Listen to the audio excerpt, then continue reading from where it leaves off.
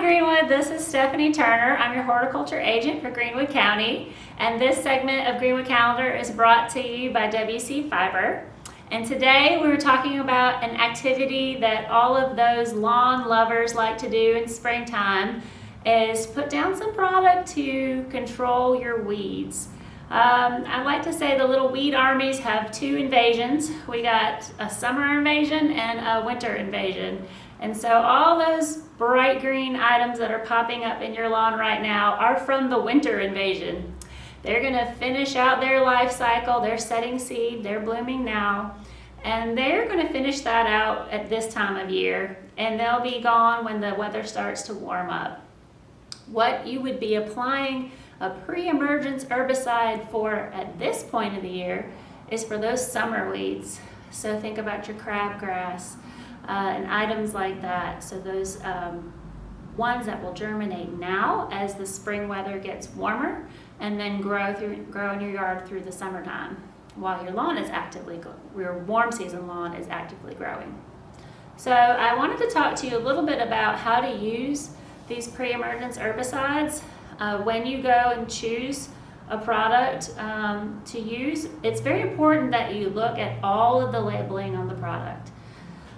We are very busy, I understand, and sometimes folks like to go straight to the rate of application and stick it in their spreader or attach their hose and go. But it's very important to read the entire label so that you make sure you get the best use of your money for that product. Some examples of that will be on the label. It will say which weeds specifically that product controls, because not all products are created equal.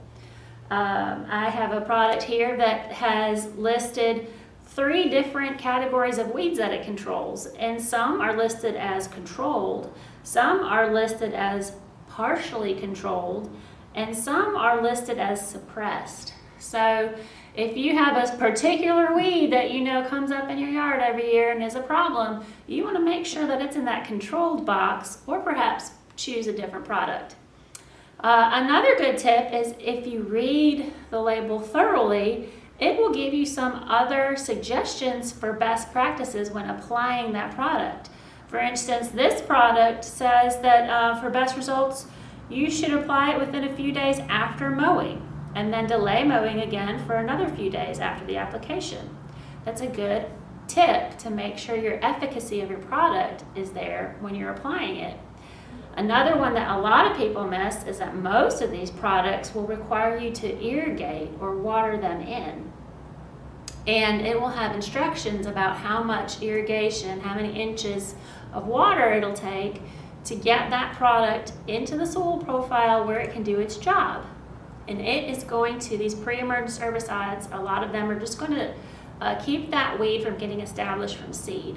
So it's sort of, a lot of them will attack, say, the root growth of that little tiny seedling as it sprouts. And so you also want to look at some of these cautionary statements on the label that talk about, if you're seeding your lawn, or if you're doing anything with turf establishment, you want to be cautious about when and how you apply these products, because they can last for a long time and you can be not effective in your turf establishment activities because you've applied this product. Another thing that some of these labels will say will be to avoid disturbing the soil after you apply a product like this. So it kind of makes this protective barrier layer within your soil profile in your lawn. And if you go in there and you till or you dig, you've now broken that barrier and allowed that soil disturbance to now allow more weed germination. Another thing you want to check out is the precautionary statements as far as the environment and your health. So be considerate of when you're applying that product, what's the weather like that day? If it's got cautionary statements for eye hazards, you want to be careful that you're not applying a powdery product in a windy situation. I mean, that seems like common sense, but you really want to pay attention to that, keep yourself safe. So look at those precautionary statements for human health, but then there's also ones for environmental health. So some of these products can cause damage in our natural waterways, and it will say that in the label, and it'll recommend ways that you can help minimize that problem. So like when you're applying the product, if you get it on your driveway or your sidewalk, you want to carefully sweep and move that product back into your lawn so that the rain or irrigation that you're about to put down doesn't wash the product down into our stormwater. So these are just a few of the things that you can find on the product label. Don't skip straight to that application rate and how to apply. Make sure you read the rest of it, because there may be something in there that will be very helpful to you, will save you money, make sure you're using the product properly. And the label is the law, so we all have to follow the label so that we are following the law. One more thing, it might have on the label some precautions about sensitivity. Maybe some of your plants in your landscape might be sensitive to that product. So like this product has a box here with different plants that are sensitive to this product, so you want to keep it away from those plants, and it lists things like common things you might have in your garden, like a hydrangea or a purple coneflower. So that's, very important.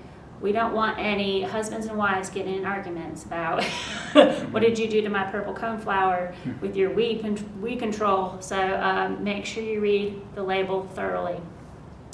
If you don't know where to start with which product to select, we have a lot of information on our website, hgic.clemson.edu. We have fact sheets on weed management and warm season lawns, which is what most of us here in the Greenwood area have, is warm season lawns. So you can go on that fact sheet and see recommendations for pre-emergence herbicides, active ingredients, and some examples of product brands that have those active ingredients. When you go to the store, it may be hard to find the active ingredients. On a label, this is something like this. The active ingredient is a very tiny little box on the front of this packaging. On this packaging, it's a nice centered, larger box. So just have to look for that active ingredient because not all retail outlets will have all brands that maybe we have listed as an example, but the active ingredient is listed, and that is what you're looking for specific situations. The other thing, besides knowing which weeds you're trying to control, you want to know which turf the product is labeled to be used on. And you also want to be careful to read the rate if there's a different rate for a different turf type. So bottom line is, Greenwood, read your labels, do a little bit of homework, don't be in such a hurry. It'll save you time, it'll save you money, and it'll make the product more effective for you. If you have further questions, you can call us here at the office. You can reach me at stepht@clemson.edu. And I hope you have a wonderful springtime and enjoy this wonderful weather we've been having.